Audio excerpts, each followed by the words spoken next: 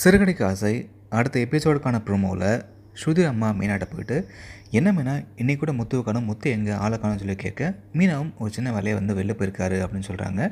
So இன்றைக்கி கூட கஷ்டப்பட்டு வேலைக்கு போகிற முத்துவால் உனக்கு தங்கத்தில் நகை வாங்கி போட முடியலையா, ஏன் கவரிங் போட்டிருக்க, ஏதோ பிரச்சனை ஆகிடுச்சேமா அப்படின்ற மாதிரி ஸ்ருதி அம்மா ஒரு பிரச்சனையை உண்டு பண்ண மீனா சமாளிக்க முயற்சி பண்ணுறாங்க. ஆனால் இதை பாட்டி கவனிச்சிடுறாங்க. ஸோ இப்போ பாட்டி மீனாட்ட போயிட்டு என்ன மீனா என்ன ஆச்சு, முத்து எங்கே போயிருக்கான், நான் ஃபஸ்ட்டே ஒன்று நகை போட சொன்னேன், போட மாட்டேன்னு சொன்னேன், இப்போ இது பார்க்குறதுக்கும் அது தங்க மாதிரி தெரியல, இது நான் வாங்கி கொடுக்கலையே, நான் வாங்கி கொடுத்த நகை என்ன ஆச்சு அப்படின்ற மாதிரி இப்போ மீனாட்ட கேள்வி கேட்குறாங்க. இதை பார்த்த விஜயாவுக்கும் மனோஜுக்கும் செம்மையாக ஷாக் ஆகுது. ஆனால் இந்த விஜயா முன்னாடியே முந்திக்கிட்டு ஒரு பிளான் போட்டு மொத்தமாக மீனா மேலே பழி போடுறதுக்கு ஒரு பிளான் பண்ணுறாங்க.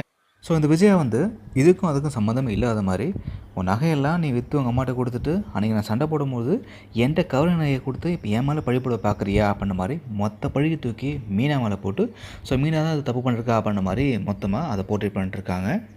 கூட சேர்ந்துக்கிட்டு இந்த மனோஜம் பார்த்தீங்கன்னா ஜால்ரா அடிச்சிட்டு இருக்கான். பாட்டிக்கும் என்ன நடக்குது அப்படின்றது புரியல. மீனாவுக்கும் என்ன பண்ணுறதுன்னு தெரியாமல் முழிச்சிட்ருக்காங்க, அழுதுட்ருக்காங்க வழக்கம் போல்.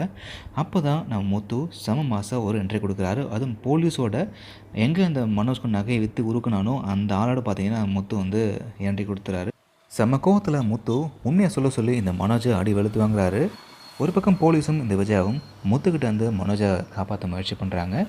அப்போ தான் அந்த போலீஸ்காரர்களும் நகைக்கடைக்காரனும் உண்மையாக சொல்கிறான். ஸோ போலீஸ்காரங்க திருட்டு நகையை வாங்கி விற்கிறவன்ட்டு நான் விசாரணை நடத்தும் போது தான் இந்த பிரச்சனை தெரிய வந்தது. அப்போ விசாரிக்கும் போது தான் இதெல்லாம் எங்களுக்கு தெரிய வந்திருக்கு அப்படின்ற மாதிரி இப்போ உண்மையாக சொல்ல போகிறாங்க. ஸோ மனோஜுக்கும் வேறு வழியில் அப்படின்றதால இப்போ ஆமாம் நான் தான் பண்ணேன் அப்படின்ற ஒத்துக்க போகிறான். இதுக்கு எல்லாத்துக்கும் உடந்தையாக இருக்கிறது இந்த விஜயா தான் அப்படின்றதும் இப்போ தான் தெரிய வரப்போகுது. பாட்டி இந்த விஜயா மேலே செம்மையாக காண்டாக தான் போகிறாங்க. அண்ணாமலையும் வந்த கோவத்துக்கு இந்த விஜயாவை நாலு ஆரம்பிச்சிட்டு என்ன விஜயா என்ன பண்ணி வச்சுருக்க, இப்போ வீணாக போகிறதுக்கு நீ தான் காரணம், இப்போயாச்சும் உண்மையை சொல்லிட்டான்னு சொல்லிட்டு அந்த கோவத்தோட மனோஜுக்கும் 2 அடியை கொடுக்குறாரு நம்ம அண்ணாமலை. அப்புறமா மனோஜ் கடையில் பொருளை ஏமாந்ததும் பணத்தை ஏமாந்ததும் சொல்ல வரான். ஸோ அந்த விஜயாவும் மனோஜ் தான் குற்றவாளி அப்படின்ற விஷயம் இப்போ தெரிய வருது. இப்போது முத்து மீனாவும் என்ன முடிவெடுக்க போகிறாங்க அப்படின்றதான் அடுத்ததாக இருக்க போகுது. ஒரு ரூம் கட்டணும் அப்படின்றதுக்காக வீட்டு பார்த்ததை கேட்கும்பொழுது விஜயா முடியாது, இது எங்கள் அப்பா எனக்கு கொடுத்துன்னு சொல்லி கொடுக்காம இருந்த விஜயா எந்த ஒரு இதில் மீனாவோட நகையை கொண்டு போய்ட்டு அடமா வைக்கிறதுக்கு மனோஜ்கிட்ட கொடுத்தாங்க. இதுவே தப்பு தான். அதே மாதிரி இப்போது நம்ம ரொம்ப நாள் எதிர்பார்த்துட்டு இருக்கிற விஷயம் இந்த மனோஜோட அந்த ஃப்ளாஷ்பேக், முத்தோட அந்த ஃப்ளாஷ்பேக் இருக்கு இல்லையா, ஸோ அந்த ஒரு விஷயம் என்றைக்கு வரப்போகுது. இதே மாதிரி கதையில் பார்த்தீங்கன்னா ஏகப்பட்ட விஷயம் பாதையை நிறுத்தி வச்சுருக்காங்க. ஒன்று ரோகிணியை பற்றின விஷயம் ஓப்பன் பண்ணணும், இல்லைனா இந்த முத்துவை பற்றின அந்த ஃப்ளாஷ்பேக் கொண்டு வரும். எதனால் முத்து இந்த அளவுக்கு வெறுக்கப்படுறாரு அந்த அந்த அந்த உண்மையை வெளியே சொன்னாங்கன்னா செம்ம இன்ட்ரெஸ்டிங்காக இருக்கும். பார்க்கலாம் என்ன பண்ண போகிறாங்க அப்படின்றத.